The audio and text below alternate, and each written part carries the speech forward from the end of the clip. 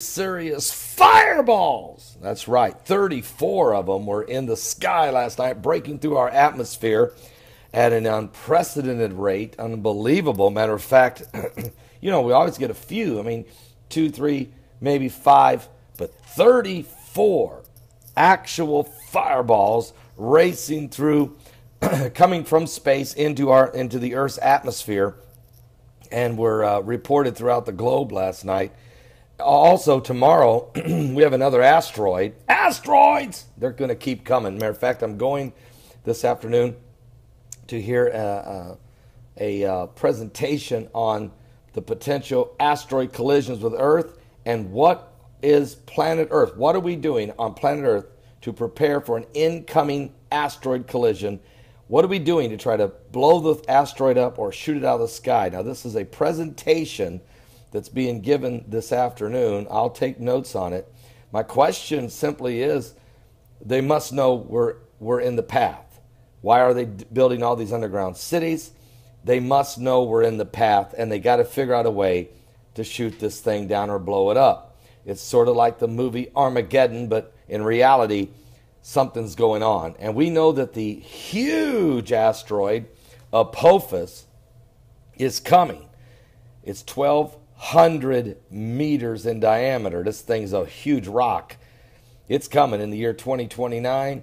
NASA first said don't worry about it. It's when it comes back 7 years later in the year 2036 that we could have a collision. But now, just recently, within a week, scientists, not just NASA, but other scientists are all saying it is going to be very close. It is extremely close, and they cannot guarantee it won't have a deep impact. So we're going to find out more about that. There's no question we're breaking records of the numbers of asteroids that are approaching. Right now, the near-Earth objects that NASA is watching close, that they've identified and given a name to, is 1,803. And one of those is going to go racing by the Earth tomorrow. And another one will go racing by on Sunday. Really freak storm that hit Japan. It pounded Japan. Unfortunately, at least 3 people are dead, and we're waiting for more information. According to the CrusaderJournal.com, the torrential rains battered the southwestern Japan for a second day, killing 3 people. 100,000 people ordered to evacuate their homes, while thousands of people had to be rescued, some in helicopters, and they're still searching for survivors. The death toll is expected to rise. Now, parts of Fukuoka on the island of Kyushu were hit with 22 inches of rain in 40 hours. This is a downpour of biblical proportion. That's about 1.6 times the amount that usually falls in the entire month of July. Fell in 40 hours. The television's reports are showing military helicopters airlifting stranded residents to safety, houses half submerged in murky waters, landslides destroying, just unbelievable. People said they heard this tremendous rumbling noise. Then the house exploded. A tree burst through the wall into the room. And so it's just insane. The mudslides, the landslides, the flash floods, the high rising tides and floodwaters, and they just know this is a catastrophe, folks, without question. At least 250 people have been rescued, either through boat or helicopter, and the real problem is there's many people missing. So, again, the death toll expected to rise in this horrific situation. Please pray for the people of Japan, as this is a very tragic situation happening unexpectedly in Japan. I'll be back with more current world events and how they relate to biblical prophecy. The Bible did say we would see many apocalyptic events, and we have. This year has been really a year of a lot of flooding, flash floods, landslides, mudslides, and the hurricane season hasn't really even kicked in. So as we go forward, we'll keep our eyes wide open on all this stuff. Earthquakes yesterday, 6.5, killer earthquake there in the Philippines, a 5.8, shaking the ground of Lincoln, Montana. No doubt the super volcano must be awakening in the United States, and we just see all kinds of events going on. 6.5 earthquake that hit the Philippines, and it was only 6.5 kilometers deep, according to the U.S. Geological Survey. So I told you this will cause damage. It has. We have early reports coming in that at least 2 people are dead, 100 people are injured, and those numbers will climb. A building has collapsed. There's still people trapped in this collapsed building, and that's just the initial information we're getting. This strong, very shallow earthquake shook the central portion of the Philippines this morning, just a couple hours ago, leaving at least 2 people dead and injuring over 100 people, and there are still others still trapped in the debris. The U.S. Geological Survey said the 6.5 earthquake struck at a 6.5 kilometer depth, which is 4 miles. But the Filipino seismologists are saying, no, it was only 2 kilometers deep or 1.2 miles deep, and said the quake caused by movement of the Philippine fault was felt strongest in Litit, Kanga town there in the Philippines. The shallow earthquakes generally cause more damage because they're nearer to the Earth's surface. So we knew this was big. This is coming just a few hours, just about 3 hours actually, after the 5.8 earthquake hit in Lincoln, Montana, and has had several aftershocks over 3 and 4 there in Lincoln, Montana. And of course, Lincoln, Montana is 233 miles from Yellowstone National Park.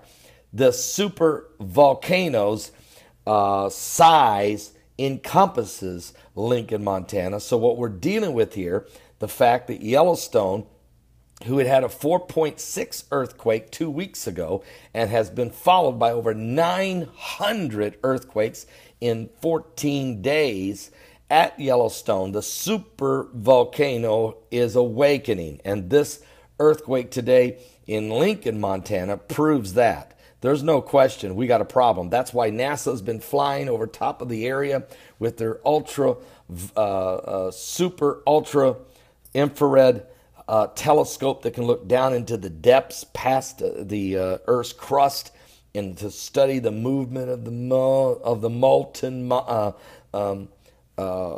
lava, the magma that's moving in Montana.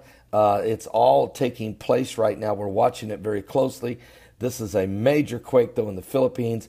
And so we're going to be on top of this with the earth shaking and quaking. You know, Jesus said in the last days there would be all kinds of apocalyptic signs that would tell you you're in the last days.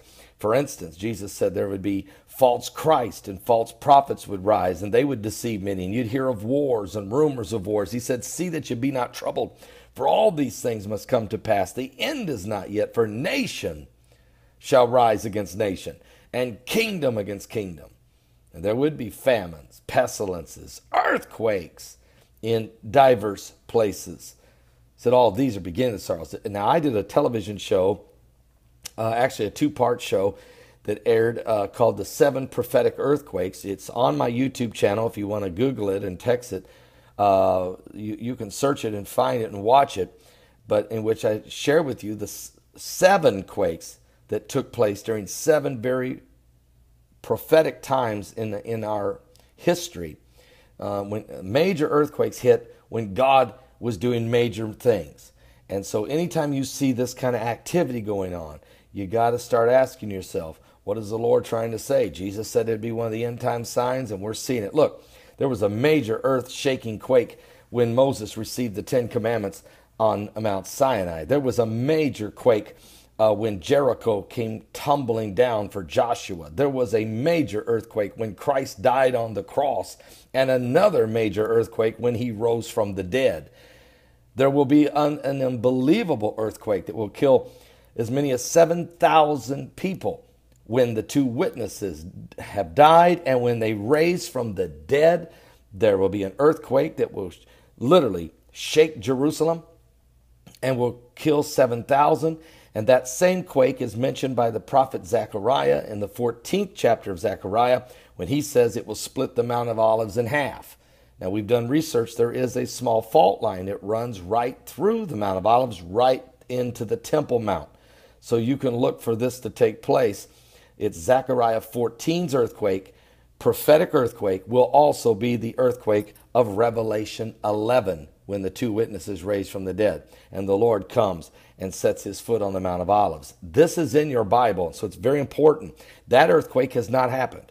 So there is so many, and there's many other prophetic earthquakes that are so significant. So we watch the quakes daily. For 7.5 years, I've watched them every day.